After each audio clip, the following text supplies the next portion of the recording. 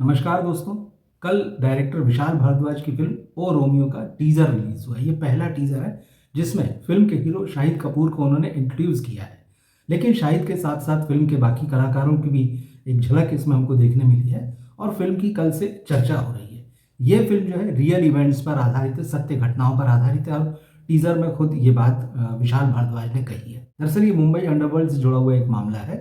1990s की कहानी है और ये काफ़ी सुर्खियों में रहा है जब भी मुंबई अंडरवर्ल्ड की बात आती है कि क्या कोई दाऊद इब्राहिम की भी सुपारी दे सकता है या कोई ऐसा भी है, ख़ास तौर पर एक महिला जो कि दाऊद इब्राहिम की जान लेना चाहती है। तो ये कहानी दरअसल उसी को लेकर है। अब क्योंकि जैसे इसमें लिखा है रियल इवेंट्स पर बेस्ड है, मगर कहानी में जो रियल कैरेक्टर्स हैं उनके नामों का इस्तेमाल नहीं किया गया है। इसके बारे में मैं आपको आपको आगे बताऊंगा। लेकिन ये क्या मामला था, उस महिला के साथ दाऊद इब्राहिम ने ऐसा क्या कर दिया था कि वो उसकी जान की प्यासी हो गई थी। एक खास बात और मैं आपको बताऊं कि जो कहानी ये आने वाली है ओ रोमियो, इस पर एक वेब सीरीज भी बनी थी कुछ साल पहले। अगर आप ओटीटी प्लेटफॉर्म एमएक्स प्लेयर पे जाएंगे तो वहां आपको एक वेब सीरीज मिलेगी, एक थी बेगम। ये 2 सीजन में है।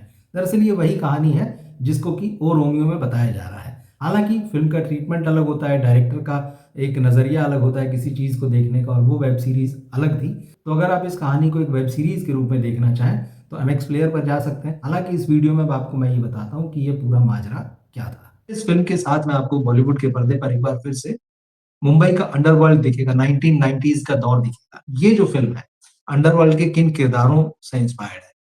जो 3 नाम उभर कर आते हैं जो इस कहानी के सेंटर में होंगे, एक तो दाऊद इब्राहिम और एक था हुसैन उस्तरा और तीसरा कैरेक्टर है सपना दीदी। शाहिद कपूर जो है, बताया जा रहा है कि उस हुसैन उस्तरा का किरदार निभाने जा रहे हैं।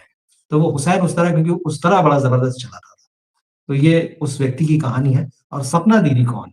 सपना दीदी का हुसैन उस्तरा से और दाऊद दाऊद इब्राहिम से किस तरह का कनेक्शन है, ये क्या ट्रायंगल है? दरअसल ये रियल लाइफ स्टोरी, जैसे मैंने कहा, और 90s के दौर दौर की। एक व्यक्ति था महमूद खान नाम का, और वो दाऊद इब्राहिम के लिए उसके गैंग में काम करता था। लेकिन एक बार कुछ ऐसा हुआ कि उसने दाऊद इब्राहिम का कोई ऑर्डर मानने से इनकार कर दिया और दाऊद ने उसकी हत्या करने का आदेश दे दिया। तो दाऊद के आदमियों ने इस आदमी को, महमूद खान को, जान से मार दिया।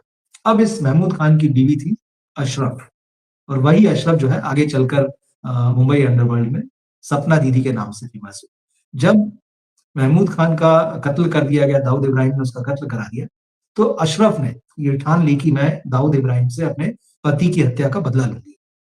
और उसके बाद उसने जो दाऊद इब्राहिम का राइवल था हुसैन उस्तरा, उससे संपर्क किया और उससे कहा कि मुझे बदला लेना है। तो किस तरह से हुसैन उस्तरा ने और सपना दीदी ने मिलकर दाऊद इब्राहिम की हत्या की योजना बनाई, किस तरह से उसको अंजाम देने की कोशिश की, क्या-क्या हुआ, ये सारी कहानी जो है इस फ़िल्म में दिखाई दी। लेकिन जैसा कि हम सभी जानते हैं, दाऊद इब्राहिम जो है वो ज़िंदा है, पाकिस्तान के कराची में, ये कहा जाता है। तो इसका मतलब है कि ये जो योजना बनी थी, वो जो है वो कहीं भी जो है वो सिरे नहीं चढ़ सकी। और कुल मिलाकर इसमें क्या हुआ, क्लाइमैक्स इसका जो है ट्रेजिक है, क्योंकि कहा ये जाता है कि जो इन लोगों ने इन दोनों ने मिलके दाऊद इब्राहिम को शारजाह में मारने की योजना बनाई थी। और शारजाह में, क्योंकि सब जानते हैं कि भाई दाऊद इब्राहिम एक दौर में वहाँ पर क्रिकेट मैचेस देखने के लिए आया करता था, और ख़ास तौर पर इंडिया-पाकिस्तान के जो मुकाबले होते थे। तो यही योजना बनी थी कि वहीं उसको घेरा जाएगा किसी तरीके से और वहाँ मारा जाएगा। लेकिन ये बात जो है, जो इनकी प्लानिंग थी, वो दाऊद इब्राहिम को पता चल गई, उस तक बात पहुँच गई और उसने फिर बाद में जो है सपना दीदी का कत्ल करा दिया। और सपना दीदी को दाऊद इब्राहिम के आदमियों ने उसके घर के अंदर घुसकर, कहा जाता है कि चाकू से 22 वार किए थे। तो ये कहानी है और यही कहीं न कहीं जो आपको इस फ़िल्म में ओ रोमियो में दिखाई देने वाली है। तो आप इस टीज़र को आप देखिएगा। बेसिकली ये शाहिद कपूर का जो कैरेक्टर है रोमियो का, उसको इंट्रोड्यूस किया गया है इसमें। लेकिन कहानी जो है सामने आ चुकी। दरअसल विशाल भारद्वाज ने ये फ़िल्म कोई अभी प्लान नहीं की है। विशाल भारद्वाज मूल रूप से इस फ़िल्म को प्रियंका चोपड़ा और इरफान के साथ में बनाना चाहते हैं। इरफान साहब 2020 में गुज़र गए और ये फ़िल्म जो है 2018-19 में इसकी बातें चल रही थी। और पहले इस फ़िल्म को, क्योंकि प्रियंका चोपड़ा एक्ट्रेस थी उस वक़्त, बॉलीवुड में काम कर रही थी, तो उनके नज़रिए से बनाया जाना था और प्रियंका एक बड़ा नाम थी, तो उसका थोड़ा ट्रैक अलग होता है। लेकिन जब इरफान साहब नहीं रहे और ये फ़िल्म काफ़ी समय तक, स्क्रिप्ट काफ़ी समय तक ठंडे बस्ती में चली गई, मगर फिर बाद में विशाल भारद्वाज ने इसको निकाला, इसको रीराइट किया, फिर से नए सिरे से कुछ पॉलिश किया और शाहिद कपूर को लीड एक्टर बनाकर इस फ़िल्म में लिया है। विक्रांत मैसी जो है वो जो जैसे मैंने आपको बताया महमूद खान जो सपना दीदी का पति था उसकी भूमिका में तो यहाँ पर वो नज़र आएँगे तृप्ति डिमरी के हस्बैंड के रूप में। एक और एक्टर जो यहाँ पर है वो नाना पाटेकर है। नाना पाटेकर के बारे में बताया जा रहा है कि जो दाऊद इब्राहिम वाला जो रोल है, वो निभाएँगे। और इसके अलावा इस फ़िल्म में अविनाश तिवारी हैं। अविनाश तिवारी इस फ़िल्म में एक पुलिस इंस्पेक्टर की भूमिका निभा रहे हैं। पहले खबरें ये थी कि ये रोल रणदीप हुड्डा निभाने वाले थे, लेकिन शायद उन्हें कुछ जमा नहीं होगा, जो भी बात होगी, तो उन्होंने इस रोल को करने से मना कर दिया, तो उनकी जगह अविनाश तिवारी की एंट्री हुई।